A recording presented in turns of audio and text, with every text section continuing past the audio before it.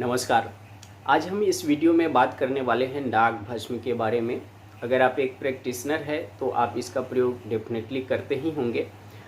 नाग भस्म किससे बनाया जाता है? जैसा कि आप सभी जानते हैं कि शीशा से नाग भस्म तैयार किया जाता है और शास्त्र में जैसा कि बोला गया है कि वैसे शीशा लेना चाहिए जो कि आग में रखते ही जल जाता है और तौल में जो भारी होता है और जिसको तोड़ने पे काला लेकिन भीतर में सफ़ेद होता है, दुर्गंधयुक्त हो, वो उत्तम क्वालिटी का शीशा माना गया है। और रस शास्त्र में इसी का भस्म बनाने के लिए बताया गया है। तो जो रस शास्त्री होते हैं वो बनाते हैं। इसकी बहुत सारी विधियाँ रस शास्त्र में बताया गया है। तो आज हम उस पर विस्तृत रूप से बात नहीं करने वाले हैं, चूँकि यह एक कॉमन पर्सन के लिए बनाना संभव नहीं है। एक जो रस शास्त्री होते हैं वही बनाते हैं। अंततः जब ये भस्म तैयार हो जाता है तो लाल कलर का होता है। उसको हम दिखाएंगे आपको कि किस तरह से दिखता है। इसमें हम बताने वाले हैं सबसे पहले कि कितनी मात्रा में आपको लेना चाहिए। तो जब भी मात्रा की बात होती है तो इसको हम 60 मिलीग्राम से लेकर के 125 मिलीग्राम तक आधी रत्ती से एक रत्ती के मात्रा तक ही लेना चाहिए। और इसको स्वतंत्र रूप से न लेकर के शहद के साथ, मलाई के साथ, मक्खन के साथ लेना चाहिए। हम इसमें बात करने वाले हैं कि किस किस अनुपान के साथ लेने से इसकी जो एफिशिएंसी है वो बढ़ जाता है और किस किस बीमारी में हम इसका प्रयोग करते हैं। सबसे ज़्यादा जो प्रयोग किया जाता है वो मधुमेह है। मधुमेह का मतलब हो गया कि डायबिटिक। डायबिटिक के दोनों अवस्था में, अर्थात आपने देखा होगा कि बहुत लोग जो स्थूल प्रमेही होते हैं जिसको हम संतर्पण जन्य व्याधि बोलते हैं, और कुछ लोग होते हैं कृष होते हैं, उनको भी मधुमेह होते हैं, उसको हम कृष मधुमेही बोलते हैं।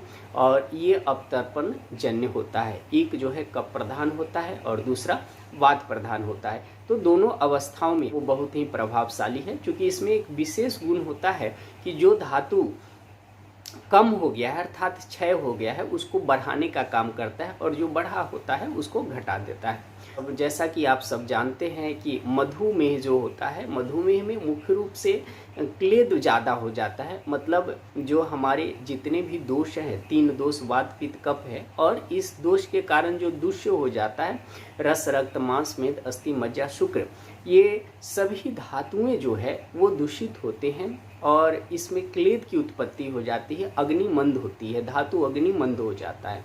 तो इस भस्म में सबसे बड़ी विशेषता है कि जो धातु अग्नि मंद हो गई है, जो जठर की अग्नि मंद हो गई है, उस अग्नि को मंद को दूर करती है और जो अतिरिक्त जल है उसको अवशोषण करती है। और क्लेद के वहन करने के लिए भी हम कुछ मेडिकेशन इसमें ऐड ऑन करते हैं। अगर कोई व्यक्ति स्थूल मधुमेही है तो उसमें कैसे लेना है, तो आपको गिलोय सत्व 250 मिलीग्राम लेना है, गुरुमार 2 ग्राम लेना है और नाग भस्म 60 मिलीग्राम लेना है। आप इसमें टंकन भस्म 250 मिलीग्राम मिला दीजिए, बसंत कुसुमाकर 125 मिलीग्राम मिलाइए।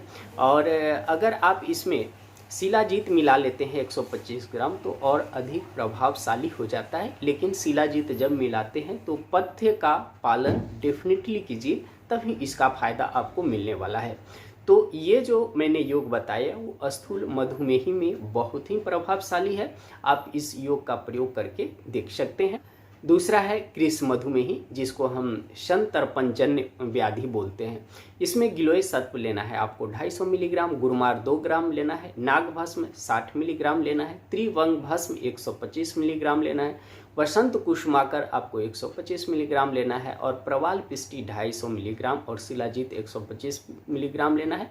और इसको सुबह सुबह 4 से 5 और शाम का 4 से 5 जो वात का काल होता है उस काल में दीजिए। डेफिनेटली आपका जो शुगर लेवल है वो धीरे धीरे कम होने लगता है। अगर आप इसको रेगुलर एक प्रैक्टिशनर के अंडर लेते हैं, तो अगर आप एलोपैथ मेडिसिन ले रहे हैं तो एलोपैथ मेडिकेशन को आपको धीरे धीरे टेपर करना होगा और आप ये इसको कुछ दिन लेंगे तो डेफिनेटली यह रिवर्स भी हो जाता है। दूसरा, इसका प्रयोग हम लोग गुल्म में करते हैं। वातज गुल्म हो, पित्तज गुल्म हो या रक्तज गुल्म हो, तीनों गुल्म में यह अधिक प्रभावशाली है और इसके तीक्ष्ण गुण होने के कारण ये गुल्म को गला देता है। नाग भस्म का विशेष प्रभाव मांसपेशी पे होता है, इसलिए हम इसको अपची और गंडमाला में बहुत ही अच्छा प्रयोग करते हैं और इसका प्रभाव भी बहुत देखने को मिलता है। आप अगर किसी को गंडमाला हो जाता है तो आरोग्यवर्धिनी वटी 250 मिलीग्राम लीजिए, नाग भस्म 60 मिलीग्राम, कंचनार गुगुल 250 मिलीग्राम और आप ताम्र भस्म 60 मिलीग्राम लीजिए और इसको बीडी डोज में दे सकते हैं। डेफिनेटली आपको उसमें अच्छा रिजल्ट मिलने वाला है। इस भस्म का जो मुख्य उद्देश्य है देने का कि यह अग्नि का प्रदीपक होता है, मतलब अग्नि को अच्छा प्रदीप्त करता है और जठरा अग्नि ही नहीं, हमारे जो धातु अग्नि है उसको भी अच्छा कर देता है। तो अम्लपित्त के जब कोई रोगी आता है जिसको अधिक दाह हो रहा है, प्यास ज़्यादा लग रहा है और बमन की टेंडेंसी बार बार हो रहा है, उसमें भी अगर मुक्ता सुक्ति भस्म के साथ ही इसको अगर देते हैं तो उसको अच्छा रिजल्ट मिलता है और वो पेशेंट को रिलीफ मिलता है। इसमें स्प्लीनोमेगेली आज के समय में बहुत ही कॉमन है। स्प्लीनोमेगेली होने का मतलब होता है कि जैसा कि हम सभी जानते हैं कि स्प्लीन में ही आरबीसी का डिस्ट्रक्शन होता है, तो अगर डिस्ट्रक्शन ज़्यादा हो रहा है तो वहाँ पे इस तरह की पैथोलॉजी उत्पन्न हो जाता है। तो यहाँ पर हमको लीवर को भी ख्याल में रखना है कि रक्त का जो मूल स्थान होता है वो लीवर होता है। तो हम यहाँ पे आरोग्यवर्धिनी वटी 250 मिलीग्राम देते हैं, नाग भस्म 60 मिलीग्राम लेते हैं, ताम्र भस्म 60 मिलीग्राम लेते हैं और इसको रोहित का रिस्ट और पुनर्नवा रिस्ट दोनों को साथ में मिलाकर अनुपान के रूप में देते हैं। तो डेफिनेटली आपको देखेंगे कि इसमें आपको फायदा मिलने वाला है। इस भस्म का प्रयोग आप सूखी खांसी में भी कर सकते हैं। सूखी खांसी है वहाँ पे आप सीतोपलादी चूर्ण 2 ग्राम ले लीजिए, स्फटिक भस्म 60 मिलीग्राम, नाग भस्म 60 मिलीग्राम और मुक्ता सुक्ति भस्म 150 मिलीग्राम से लेकर के 250 मिलीग्राम तक आप ले सकते हैं और विषम मात्रा में घी और हनी लेना है।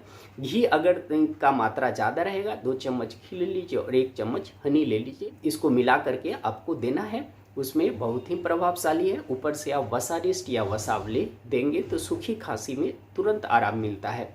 नेत्र रोग में भी हम नाग भस्म का प्रयोग करते हैं और नाग भस्म को जब हम नेत्र रोग में देते हैं तो सिर्फ कैटरेक्ट्स जैसे जो बीमारी इसको हम मोतियाबिंद बोलते हैं उसमें छोड़ के और बहुत सारी जो नेत्र की समस्या है उसमें आप नाग भस्म का प्रयोग कर सकते हैं। नाग भस्म 60 मिलीग्राम लेना है, जसद भस्म भी आपको 60 मिलीग्राम लेना है और त्रिफला चूर्ण 1 ग्राम लेना है और मुलेठी चूर्ण 1 ग्राम लेना है और इसको महात्रिफला घृत के साथ मिला कर के देना है। साथ में खाना खाने के बाद में वस्कादी कसाय अगर आप देते हैं तो और ज़्यादा प्रभावशाली होता है। एक आज की बहुत कॉमन समस्या है। कॉमन समस्या क्या है कि आज इंटरनेट का ज़माना है। इंटरनेट का बहुत कम लोग यूज करते हैं, मिसयूज ज़्यादा लोग करते हैं।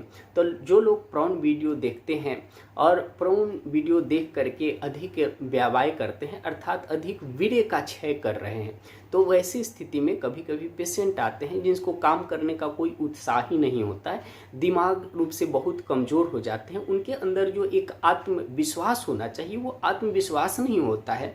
तो इस तरह की अगर कोई पेशेंट आता है जो अधिक व्यवसाय के करने और अधिक वीर्य क्षय होने के कारण ये सब अगर लक्षण हो रहा है, इसको हम एक तरह से बोलेंगे कि जो धातु क्षय होता है, तो धातु क्षय 2 तरह का होता है, एक अनुलोम होता है, एक प्रतिलोम होता है। तो ये प्रतिलोम धातु क्षय है, अधिक मात्रा में वीर्य का अगर क्षय हुआ तो और धातु भी क्षय हो जाता है।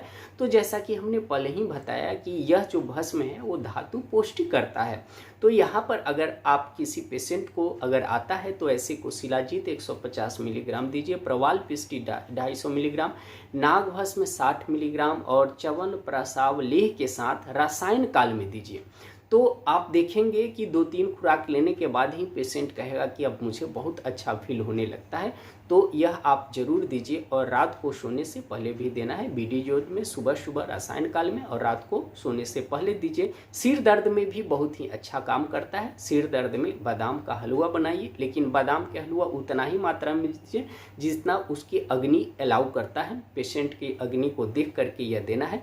उसमें रजत भस्म 20 मिलीग्राम लेना है और नाग भस्म 60 मिलीग्राम और हलवा खिलाकर सुखोष्ण दूध देना है। तो आप देखेंगे कि सिर दर्द में बहुत ही अच्छा काम करता है, क्योंकि यह वात और पित्त दोनों पे काम करने वाला भस्म है।